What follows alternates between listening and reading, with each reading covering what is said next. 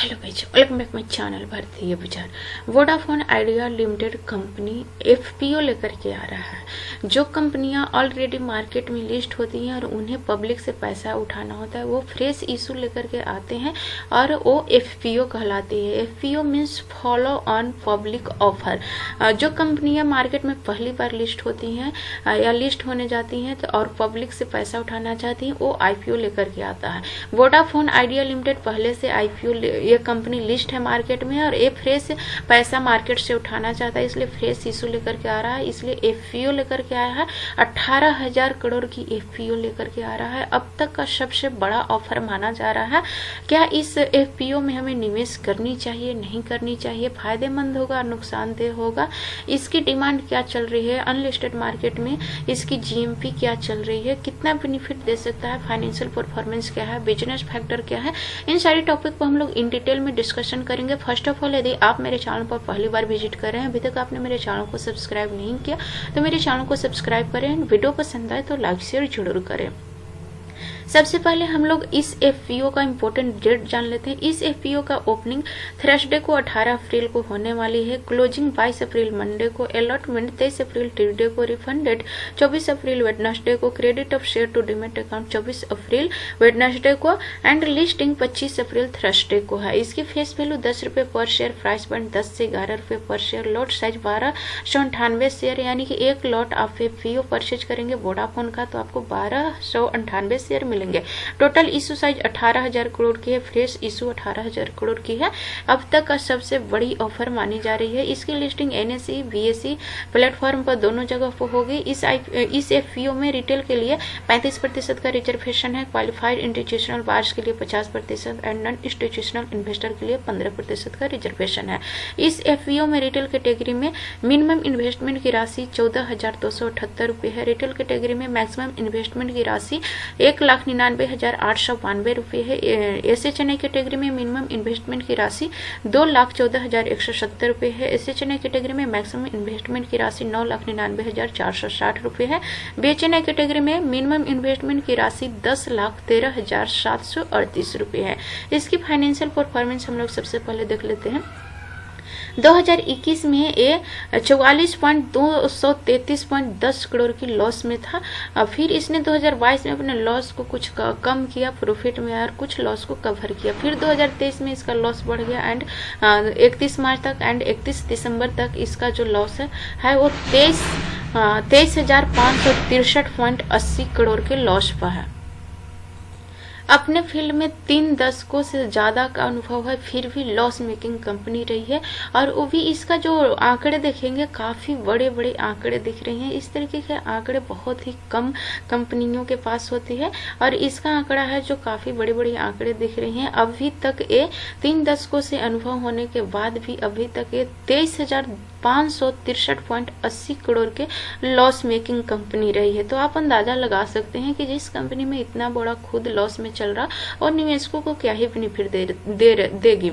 यहाँ पर देखेंगे तो रेवेन्यू इसकी 2021 में 42,126.40 करोड़ है और इसके रेवेन्यू में भी धीरे धीरे डिस्काउंट होते हुए दिख रही है। 2023 में 31 दिसंबर तक इसका रेवेन्यू घट करके 32,125.60 करोड़ ही रह गया, जो कि 21 में 42 करोड़ पर था। तो यहाँ पर रेवेन्यू भी घट रही है। इसकी नेटवर्थ देखें तो नेटवर्थ भी निगेटिव में बढ़ते चला जा रहा है। 2021 में 38,228 करोड़ इसकी निगेटिव चल रही थी नेटवर्थ, जो कि 31 दिसंबर 2023 तक 97,931.90 करोड़ माइनस में चला गया।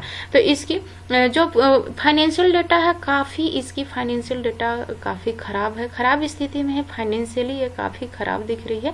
इसकी हालत बहुत ही खराब है फाइनेंशियली। अब हम लोग इसकी बिजनेस फैक्टर की बात करें तो एक कंपनी 1995 में इसकी स्थापना हुई है। जैसा कि हमने यहाँ बताया है कि 3 दशक से ज़्यादा इसके पास अनुभव है अपने फील्ड में। यह एक टेलीकम्युनिकेशन कंपनी है जो टेलीकम्युनिकेशन सर्विस प्रोवाइड करती है। 2G, 4G and 2G, 3G, 4G technology में एक voice data and value added service प्रदान करती है। 31 दिसंबर 2023 तक कंपनी के पास 223 बिलियन कस्टमर हैं, यानी कि सब्सक्राइबर हैं, जो कि 19.3% की बाजार हिस्सेदारी रखते हैं एंड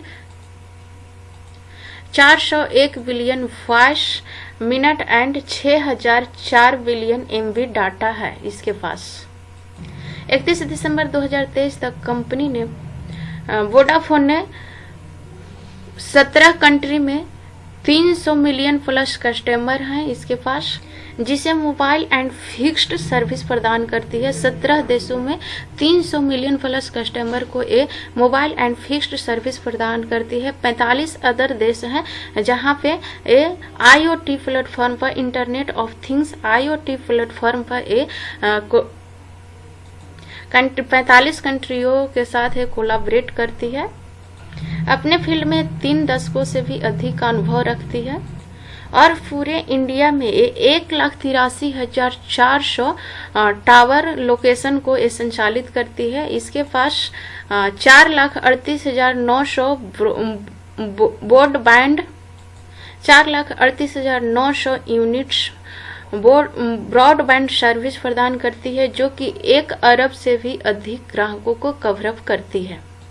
31 दिसंबर 2023 तक पूरे इंडिया में 2300 ब्रांडेड शहरी स्टोर हैं, जो कि 95% डिस्ट्रिक्ट को कवर करती है। इसमें फ्रेंचाइजी ऑनर भी है एंड खुद भी ये ऑनर करती है कंपनियां शामिल है। खुद से भी ऑनर होने वाली कंपनियां एंड फ्रेंचाइजी के माध्यम से भी संचालित होने वाली कंपनियां शामिल है। तो इसके पास जो बिजनेस फैक्टर है वो काफ़ी ठीक ठाक ही है। 45 देशों के साथ है IoT प्लेटफॉर्म पर कोलैबोरेट करती है। इसके पास 300 मिलियन प्लस अधिक 17 कंट्री में कस्टमर हैं जिन्हें मोबाइल एंड फिक्स्ड सर्विस प्रदान करती है। इसके पास 223 मिलियन सब्सक्राइबर हैं, जो कि 19.3% की बाजार हिस्सेदारी रखती है। बिजनेस फैक्टर तो ठीक दिख रही है, फाइनेंशियली ये काफ़ी वीक दिख रही है, बहुत ही ज़्यादा इसकी खराब हालत है फाइनेंशियली।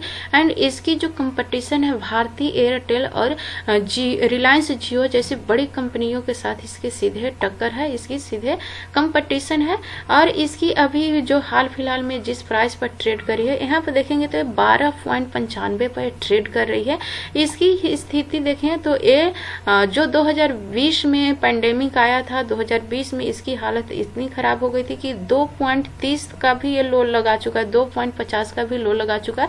जबकि इसका ऑल टाइम हाई देखे तो इसका ऑल टाइम 120 के समथिंग 120-121 है, जो कि 15 में इसका 2015 के आसपास 120-22 पर ट्रेड कर रही थी। और 2020 में इसकी स्थिति इतनी खराब हुई कि 2.50 पर चला गया था। इसकी हालत बहुत ही खराब थी। फिर धीरे धीरे इसने ग्रो करना शुरू किया और 2022 तक इसने 16-17 का भी हाई लगाया था। फिर 2023 में ये मार्च के आसपास में 5.80 के आसपास में ट्रेड कर रही थी और फिर ये 18 तक भी पहुंच चुका है। यहाँ पर देखेंगे तो 1 साल में लगभग, यहाँ से अगर हम लोग मेजर करें तो 1 साल में लगभग 3 गुना रिटर्न्स दे चुका है। अभी जो इस FPO में अप्लाई करने वाले हैं वो ये सोच कर अप्लाई ना करें कि 3 गुना या 4 गुना बहुत ही जल्द रिटर्न मिलने वाला है साल भर के अंदर या 2 साल के अंदर। इस तरीके का सिचुएशन या इस तरीके का प्रॉफिट मिलने वाला है सोचकर अप्लाई ना करें।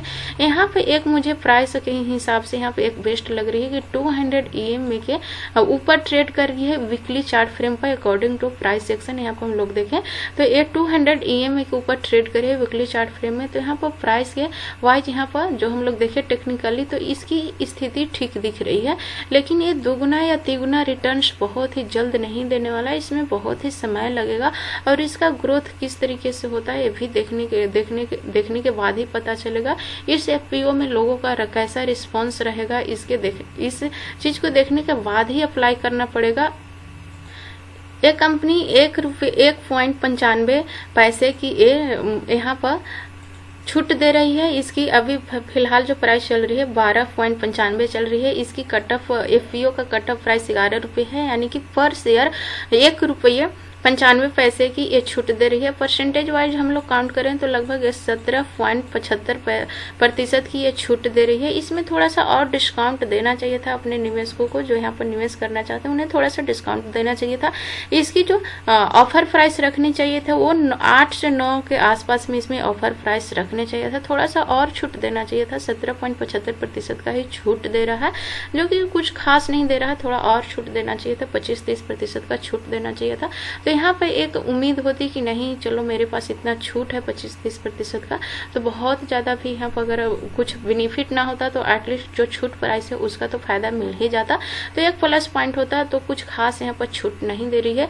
जीएमपी देखें तो जीएमपी में भी कुछ खास ग्रो नहीं है। जिस दिन से इस आईपीओ की ओपनिंग यहाँ पर इसकी जीएमपी की ओपनिंग 12 अप्रैल से 1.20 पैसे पर हुई है, जो कि 10.91% की बेनिफिट दे रही है।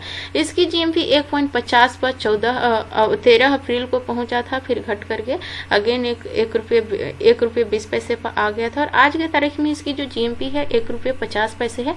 यानी कि अनलिस्टेड मार्केट में यहाँ पर जो अभी 12.50 पर इसकी अभी डिमांड चल रही है, इसकी जो जीएमपी चल रही है 13.64% इसकी जीएमपी चल रही है। कुछ खास जीएमपी में परफॉर्मेंस नहीं है। हो सकता है जैसे जैसे इस एफपीओ का डिमांड बढ़े या फिर लोगों का अच्छा रिस्पांस मिले तो इसकी जीएमपी में ग्रोथ देखने के लिए मिलेगा, लेकिन उम्मीद नहीं है बहुत अच्छा बेनिफिट देखने के लिए मिलेगा, क्योंकि इसकी फाइनेंशियली हालत बहुत ही खराब है।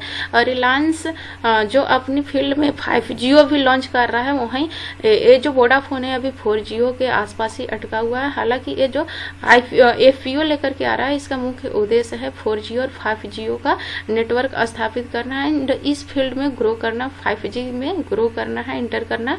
लेकिन वहीं एयरटेल की बात करें एंड जियो की बात करें तो ये पहले से ही अपना पैर जमा चुके हैं 5G टेक्नोलॉजी में, और अभी वोडाफोन वहां पर भी विचार ही कर रहा है।